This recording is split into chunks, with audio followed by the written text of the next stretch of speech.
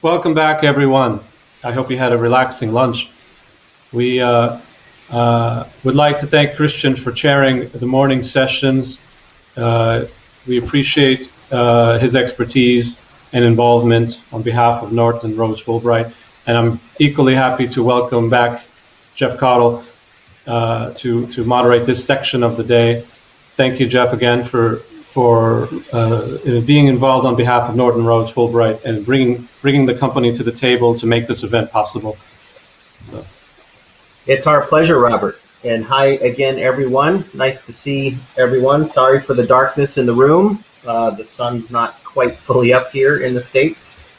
But our next speaker is David Campos Pavon. He is going to speak to us about the ethical use of data and technology and new trends in the digital age. David comes to us with a long history in e-business and digital legal issues. He's the e-business and digital general counsel and group data privacy officer at Nestle right now.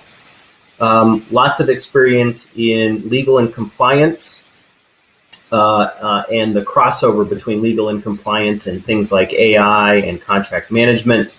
David was previously at Alcatel-Lucent, and he was the CCO there, and he had the pleasure of interacting with the DOJ and the SEC and the World Bank and the External Monitor at Alcatel-Lucent, all the way up through the termination of the DPA, if I'm not mistaken, David.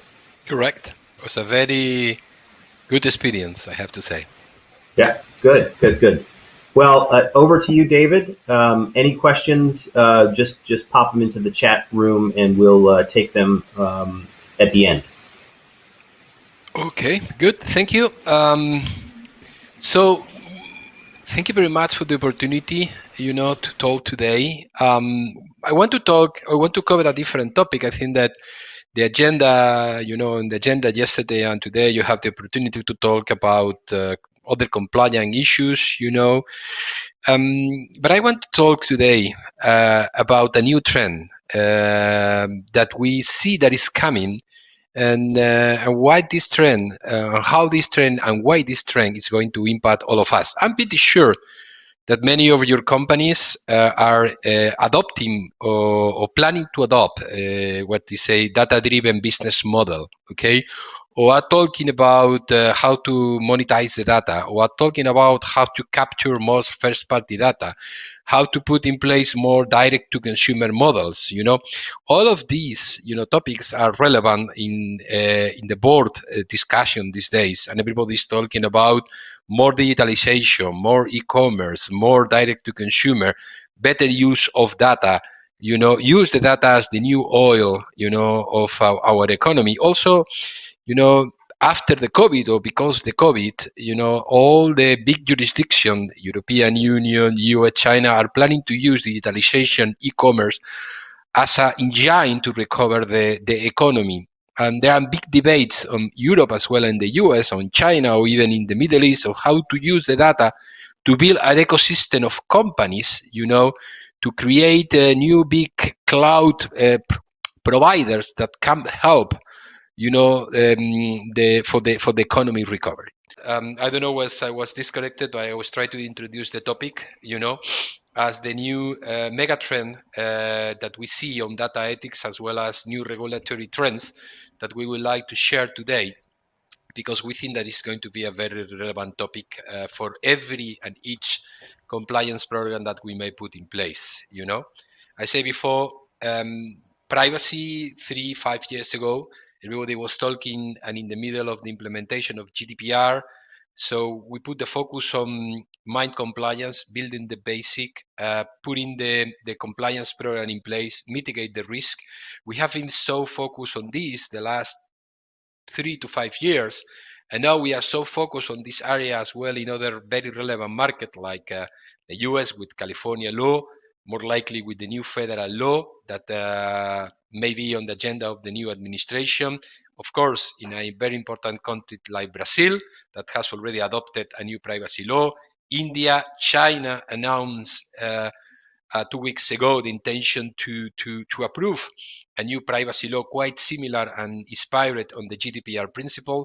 So the focus on privacy compliance has been very strong, and the privacy has been a very important topic in everybody's agenda. Now, what I would like to share in the next 25 minutes is the new trends and the new mega trends that we see, that we think that is going to be relevant, and that we see that every compliance program that include privacy within the compliance risk or compliance program that you are managing should take into account.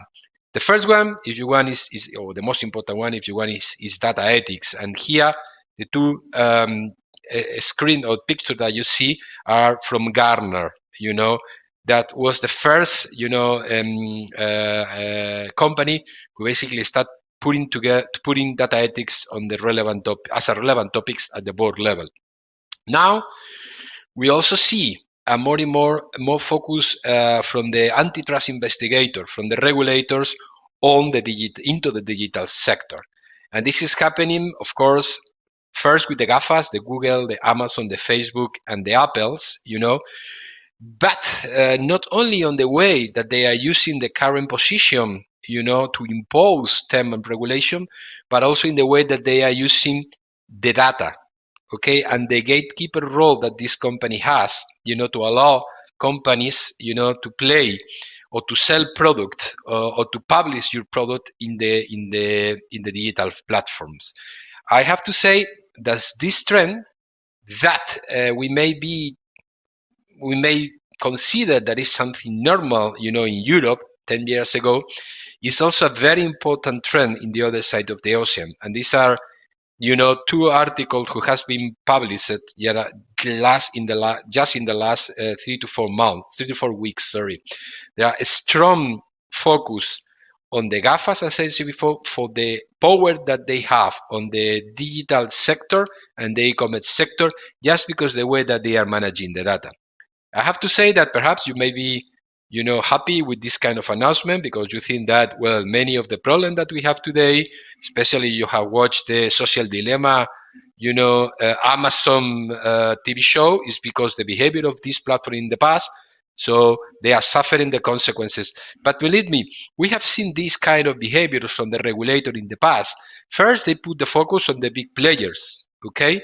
And then they put the focus on the next level, okay? So that means that today companies like Apple, Amazon, Facebook, and Google are suffering the pressure. But when these companies will go already through the process, then the regulator uses the same principle. What is the volume of data that you are managing? What are you doing with the data? How you are sharing the data with your ecosystem? Do you have any kind of gatekeeper role by the data that you're using, or by the position that you have on the supply chain? This can change the rule of the game, okay? And this is another trend. From a helicopter view, how we see, or how I see, the current regulatory discussions and the current trend that we see that are coming. My vision is that we have 4 different planets, okay? 4 different big regulatory planets with different debates, but very linked between it. In one side, we have US, which is focused today on antitrust and how to break up the big tech. A big discussion about, should Amazon be splitted in 2 or 3 or 4? Should Facebook as well to be splitted, or should Facebook be forced to change the business model, or to split between the social network platform and the digital marketing company that they have? The same with Google, which is one of the bigger company that has already went through one big split, but is still very powerful. This is the current debate, antitrust, on how these companies are using the gatekeeper role and the data today. Then in the European Union, the debate is most focused on aggregation of data, okay, at the scale.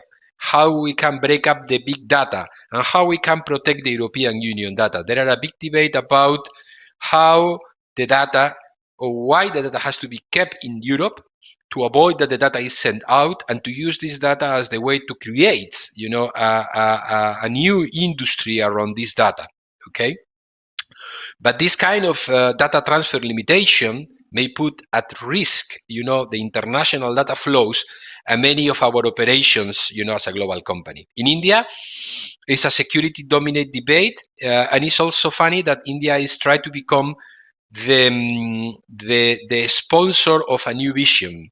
So if big data can be used for the innovation, why not to break the big data? Why not to force company to share the data as they are sharing today, for example, the code? The idea is to create the same kind of open data as open source community and use this big data as the way to incentivize innovation. They are using, for example, the COVID, with the tracking apps, all the new medicine that has been developed. And if we are able to share the data, then we can basically incentivize the innovation and reduce the time to market, time to market period. So China is, focused on being the global leader. China is enable digitalization and business data-driven model in emerging markets. So the idea is, they want to basically push for the China's model of internet versus the rest of the world model. It's a very interesting debate as well. And there are 4 areas where you can expect new regulation that may have an impact in your compliance or your digital, IT, or e-commerce program. And we need to understand how these 4 areas are linked together. We have privacy. After GDPR and California, more countries are following this model, and then a big megatrend, which is data ethics, IT with more regulatory initiative, artificial intelligence, robotic automation, machine learning, and how the data is used for this technology, digital, more pressure on the GAFAs, and the gatekeeper role. For those of you who might be involved on antitrust, compliance program, you will hear more and more about this keeper role if you have not already read about this. But I think that this will become a very relevant topic or a very relevant legal, argument versus dominant position versus gatekeeper role. You may have a dominant position or not, but if you have a gatekeeper role, then your behaviors will be on the radar of the antitrust and the competition regulators. And that's e-commerce, which is very important driver for the economy growth. And we see more and more state is very interested to regulate e-commerce as the way to collect taxes. Okay. And in all these areas, at least for us as a multinational company, but this is what I am discussing with my peers in other big companies, we understand and we really advocate, for protection, for regulation that protect the right of the individuals, to protect the right of the consumer, but also to guarantee us that we can operate with the same standard across the different markets. So we can increase our standards from 0 in those countries where there are no privacy regulation or where there are no regulation for the use of artificial intelligence to the standard that we have in Europe or that we have in the US. But what we cannot do is to operate with 10 different standards, for something that should be, a common regulation across the world. This is more or less, the trends that are coming and the position that we are adopting. And now it's important to mention that we should not underestimate the potential consequence of this new regulation, of this new trend, on all of us. Because, and believe me, this is something that happened to me when I joined Nestle 4 years ago, and I was starting to talk about GDPR. Everybody told me, even at the very high level, very senior level, well, David, this is a very good, stuff, but we are not a data-driven company. So we may be, or you may be in the same situation where in your company say, well, you know what, this is something that is happening in Facebook, Google, Amazon, but we are not yet there, Now, I think that in 2020, this has changed, and the COVID and the acceleration of digitalization have changed all this speech, but we still have, some companies and some executives who may be tempted to underestimate the potential consequence of these trends, okay? And how a regulation that today is discussed, and considered open to consultation in Europe may have an impact on you. Imagine, for example, if in the US, the federal government, the new administration approve a data privacy law, what is going to be the domino effect that this new law will have in all the countries in Latin America or in all the countries with data flows with the US, So the same in Europe, where we are anticipating that, the Europe conversation will still be dominant, for global regulation. But I think that we need to have this in mind. For example, as I said before, if something is approved in India, forcing companies to open the big data, what kind of domino effect or consequence may have in other emerging markets that can decide to follow the Indian government. Why India is doing that? They are not stupid because they have the citizens. They are by far one of the biggest countries in terms of population, and they understand that the data that India is creating, can be used by multinational companies or can be used by local companies. And this is the way that they try to find, to basically be able to capture part of this monetization of the Indian data. In China, they are using a different model. They are protecting the Chinese data, with firewalls, and they are selling or try to export and to implement data business driven model in emerging market using Chinese technology. Again, it's a very interesting chess game, but that may have consequences for all of us, So this is why we have put this, advocacy strategy, starting with the privacy and data protection, with the advocacy guidelines on artificial intelligence, data ethics, e-commerce, etc., etc. And this is one of the topics that I want to talk today, because perhaps this is what may be more relevant for all of you from the compliance point of view. Data ethics. What data ethics means? Data ethics mean the expectations from the consumers, customers, employees, regulator, investor, in the way that your company is managing the data. Everybody is expecting for this company not only to be compliant with the law, okay, but also, not only to do the legal thing, but also the right thing. More and more, this is what our consumers are expecting. And why it's important for you and for all of us to build the trust of the consumer that we will manage the data not only on the legal but also on the ethical way, because trust is absolutely key for the adoption of technologies. Let me use one example. COVID tracking application. One of the reasons, or if not the most important reason, beyond the different data privacy legal requirement, a different approval, one of the reasons why this technology has not been adopted at a massive scale, because of the loss of track of the consumer on how or who is going to get access to my data and for what purpose my data is going to be used, okay? Because people or the citizens still believe that my data is not going to be used only for the COVID and for the COVID contention purposes, but also for some kind of big brother, purposes.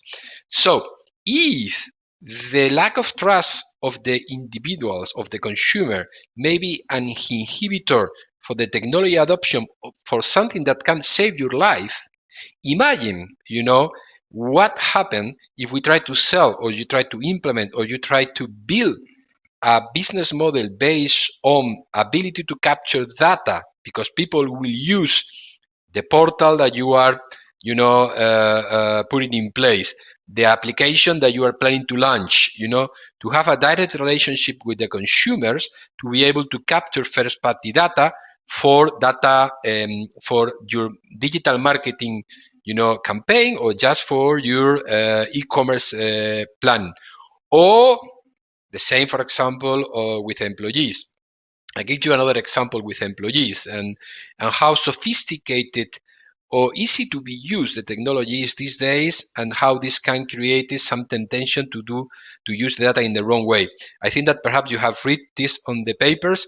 I think that was 2 or 3 weeks ago was made public the first big case against, in this case was Uber, who was using a bot to decide which driver has to be terminated. They use the word fire.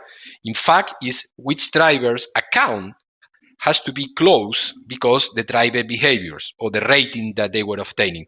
There are another big debate about if the driver are employees or not. This is why the union used the word fire or robot firing versus Uber, who was saying, no, my artificial intelligence is basically decided which accounts has to be closed. Okay, but at the end of the day, the consequence for the driver is that you cannot work with Uber anymore. Now, imagine this kind of technology using your company. Imagine a technology that can basically tell you what are the chances that David Campos will leave the company in 6 months from now. And it's very easy, and we have already developed this software just using 3 basic data entries. How long I have been in the position, what is my commuting time, and what was my last salary increase. This algorithm can tell you with 80-90% of accuracy if I am planning to leave the company in 6 months. Well, this information can be used for a good purposes. I mean, try to retain me because I am considered like a talent by the company. But it also can be also understood like the big brother. The company is not only monitoring what you are doing, when you are navigating through internet, but it's also trying to predict your future behaviors. Well, it's really creepy, okay? And this is already happening. This kind of debate, this kind of use cases are already, presented by the software vendor to your digital marketing team, HR team, sales team, supply chain team. So it's not rockets. It's not something that will be ready in 5 years from now. It's not something really sophisticated. It's a very simple technology that is ready to be used today and that every company wants you today. Now, you know how to react, how to provide the right legal advice, the right counseling about can I use or cannot, can or I cannot use this technology. Because in many cases, when the business approach to you, the question is, can I do this? I'm talking about from the privacy angle point of view. And if I can't, can you place me this legally? Can you draft the privacy notice? Can you draft the right consent to be of them? And now the discussion is not if we can or cannot, it's if we should or should not. This is go in many cases beyond what is legal. This should be more, an ethical discussion. It is creepy. This is being considered like very intrusive. This is aligned with our consumer and employee expectation of privacy. And this is why our consumer and stakeholder are expecting for us to treat the data. And again, go back to what I said before. If we are not able to build trust on our consumer, employees, stakeholder in the way that we are managing the data, they will not share the data with us. And therefore, we will not get, this corporate access, which is so important. The big data that is built based on first-party data. The data that we are obtaining directly because the data owner trusts on us and is ready to share the data with us. Okay, what we have done in Nestle is just because this can be very, let's see, high-level discussion is, well, start with the basic. What is our basic pillar of the compliant architecture that we have? In our case, is our Nestle corporate business principles. Is those ethical and compliance principles that we are committed to comply with as a company. And then we review this set of principles, and we discovered, the first thing that we discovered, that this was drafted in the 20th century. More likely will be the case of your company. You may have some cosmetic adjustment in the last 2 or 3 years, but are you sure that your business principles are adapted to the digital reality? Have you taken into account all the digitalization and the innovation that has happened just in the last 10 months? Because just for you to know, during the COVID, we have seen, and this is not from us, this is coming from Gartner and for KPMG, another consultancy company. In the last 10 years, we have seen the same level of innovation, digitalization, and e-commerce adoption than in the last 10 years. Now it's time for us, to review our corporate business principle. And we discovered that we have corporate business principle fully adapted to the 20th century, but not so ready to be adapted, to the 21st century. So we have reviewed the corporate business principle, and we have included in the corporate business principle a new company commitment, which include privacy and ethical use of data. So Nestle now is committed as a company to use not only to comply with the privacy regulation and to respect the privacy of the individual, but also to use the technology and to use the data only on the ethical way. And this has been already incorporated at the same level that our commitment with anti-corruption, our sustainability, commitment, etc., etc., etc. Now we need to go one step further, because what you have in your code of conduct or business principle is just a paragraph. You need to go to the next level of detail, which is, in our case, as well as in the case of other big companies, digital or not digital, the ethics principle. Okay, this is our 6. You can find many others. The idea that we have with this principle is make it simple, easy to be understood, and easy to be implemented. We are now working on the governance, and to be honest, we are not planning to create a very complex or another layer of governance on top of all the existing governance that we have. We see that the data ethics, should be part of the privacy by design approach, but the privacy by design governance that we have already implemented, because it's a legal requirement in Europe as well as in all the other jurisdictions that are following GDPR as a model.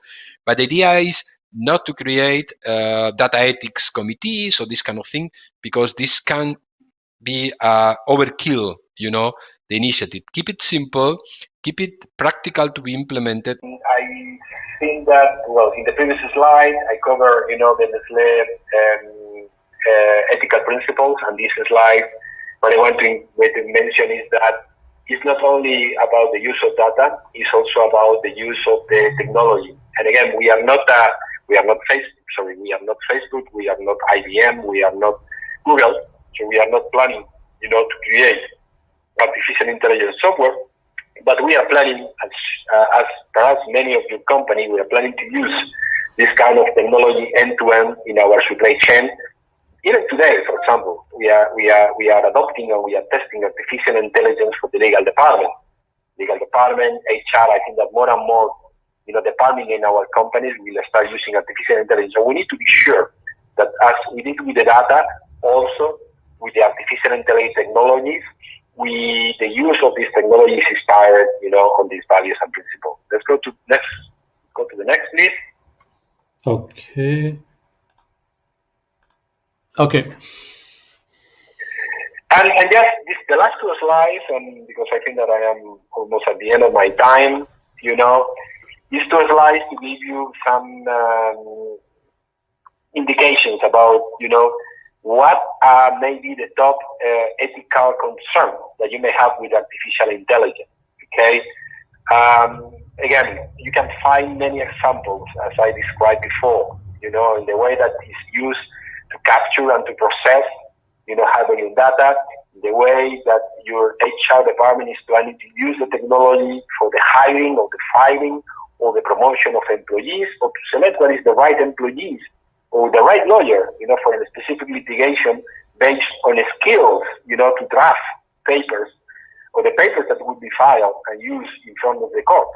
It's ethical for an algorithm to take decisions that may have an impact on all of us as a professional in terms of our next steps, in our career. This is what you want to do. This is what your employees and professionals are expecting for you.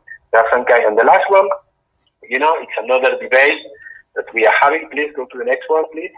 Okay. I think that is the last slide, which is another example. So all of us, we have training on compliance topic. We have training on, antitrust, anti-discrimination, anti-harassment, blah, blah, blah. But what kind of ethical training do you have today for your technologies? What kind of, ethical data training you have for your HR community?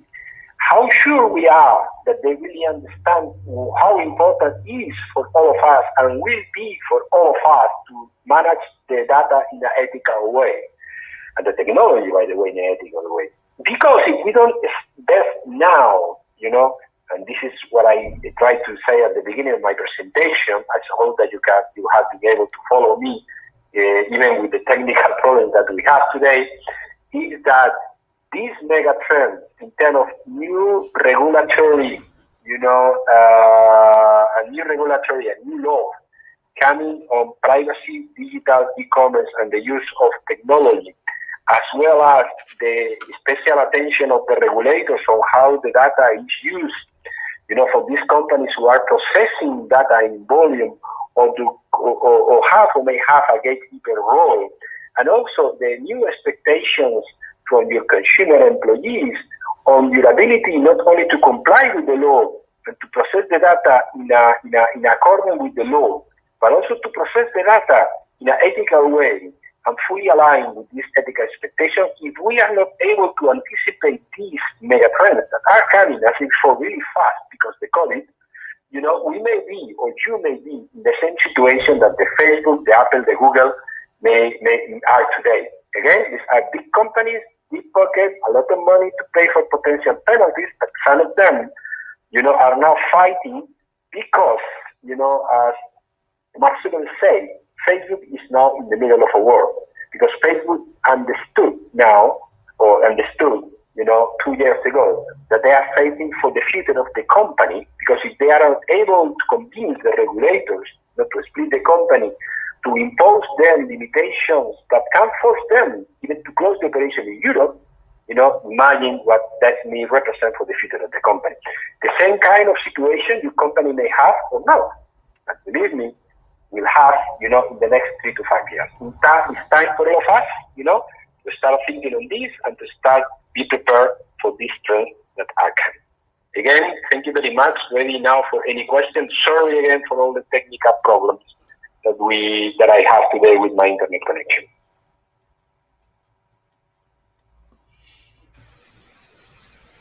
Any questions for David? Hello? Yeah, there was an interesting comment earlier in the presentation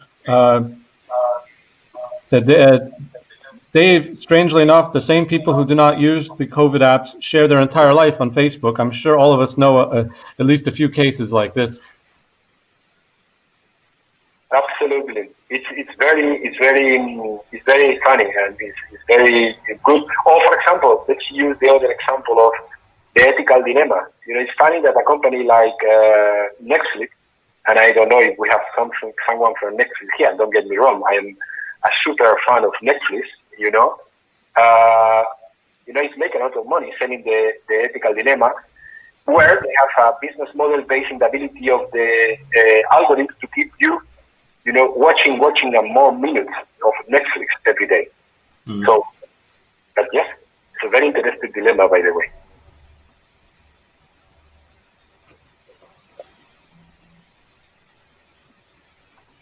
Okay, 1 second. Jules is raising his hand, so hopefully we can bring him on stage and he can make a comment or ask a further question. Hi, Jules. Hey, hi, and good afternoon, David, and thank you very much for the very interesting presentation. I have a question for you. You were talking about the fact that with regard to treating data, being staying on the legal side is not enough. Now, you want to be sure that you are perceived as also being ethical. And could you give an example of a case where, data are gathered legally, but it is perceived as not being ethical? Yeah, absolutely. Yeah, exactly. So that's the point. How transparent we have to be, to be compliant with the law. I think that every company already have privacy notice, privacy policies, opt-in, opt-out already in place. Are we sure that these privacy notice, privacy opt-in, opt-out that are fully compliant with the law are enough for our consumer to understand what kind of use we are planning to do with the data? Because again, the combination of our ability to capture data in volume plus the use of the new technology that allow us to process the data in many new ways, and to use the data for many new use, is when we can have, two different understanding, an expectation of our consumers about what we are, or employees, by the way, about what we are planning to do with the data, our ability to use the data for different purposes from the pure legal and compliance point of view. But if these, expectations are very different from what we are planning to do with the data, not matter if you are fully compliant with the law, believe me, in the short, medium, or long term, you will have a problem, with the regulator or you have a problem with the consumers because you are not transparent enough. Okay.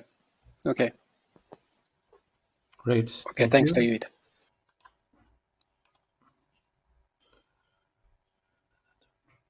There is a comment from Laurent. As a software solution provider, this is a perfect example of the fine line, GDPR and artificial intelligence transparency versus using data to detect financial crime. Absolutely. This is another very good example, versus what we want to do, with the data that can be used for the benefit of the society versus, what we are authorized or allowed to do with the data, and how transparent we are. And, I think that is a very good example as well, David, I have a question for you. You talked about the convergence of sort of a global regulatory regime in this area, a convergence between European regulations and U.S. regulations. Do you have any idea how long you think that convergence will take, such that we are ultimately in the same place in both Europe and the United States from a data privacy point of view?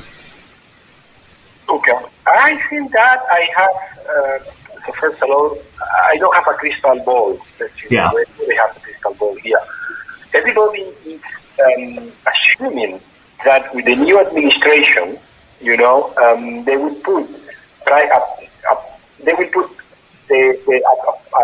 new, or the first federal privacy law on the agenda. What is clear based on the conversations that we have, today with the big companies, with the big companies in the West Coast, as well as, with the Silicon Valley stakeholders, is that this federal law will be CCPA expired or will not be.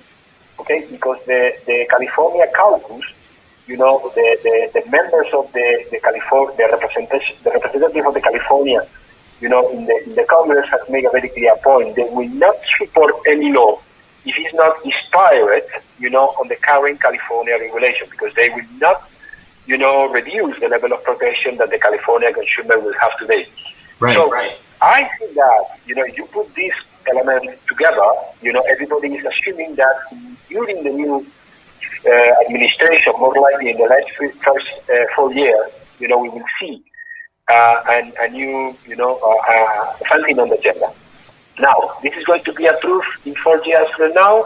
I don't know. And what is more important, even if it's approved, what will be the implementation period that, the new federal law will give to the companies in the U.S. is not so clear.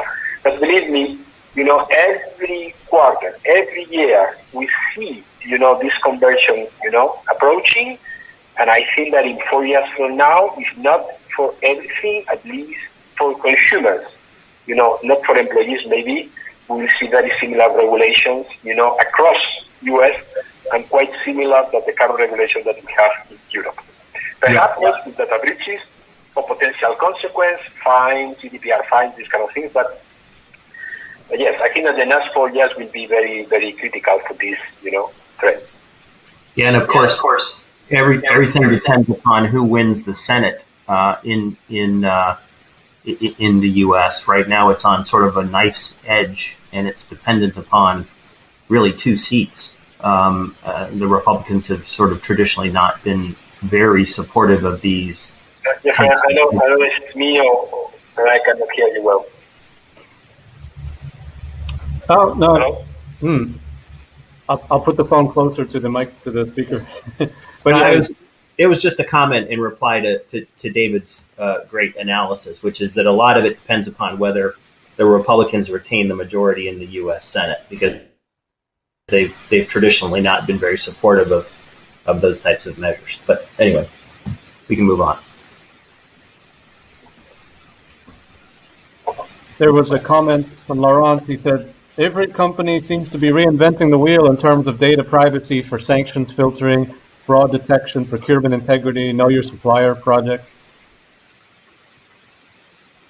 That's a very good comment. I fully agree with you. I cannot be more, agree with you, especially perhaps not in my position today, because now I am one of the big clients of, every company which is, supplying services or product to us. But I have to say that coming from Nokia, coming from Alcatel-Lucent, and coming from Oracle, I fully agree with this comment. It is true that we are discussing and we are trying to share and we try to align as much as possible, between us. But I fully agree with you.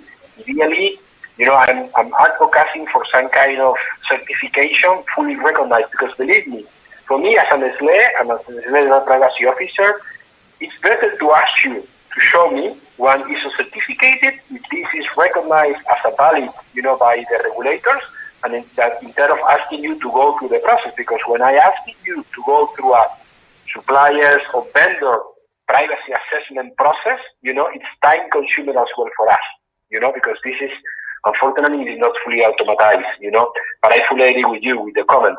And I think that all of us as an industry, we should try to advocate more and more for this kind of certification, recognitions or recognize it, by the regulators, because then this will give me more time to be dedicated to something else. Instead of asking you to complete my vendor assessment process and also to review, and to make a follow-up of my vendor assessment process. I fully agree with the comment. We're a little bit over time. If there's any other final comment or question, then if not, I would like then to thank you, David, for a great presentation. Very, very topical and interesting and unique. Thank you very much to all of you. I'm really sorry again, for the technical problems, and I hope that you will enjoy it. So I don't know if you have, but I think that you can contact me through LinkedIn or whatever. I'm more than happy to keep talking with each of you about any of the topics that I have presented today. Thank you very much. Thanks, David. We're going to take just a 2-3 minute break, and then the next speaker, Daniel Sandman, will be backstage, and we'll start soon. So I'll see everyone very shortly. Thank you.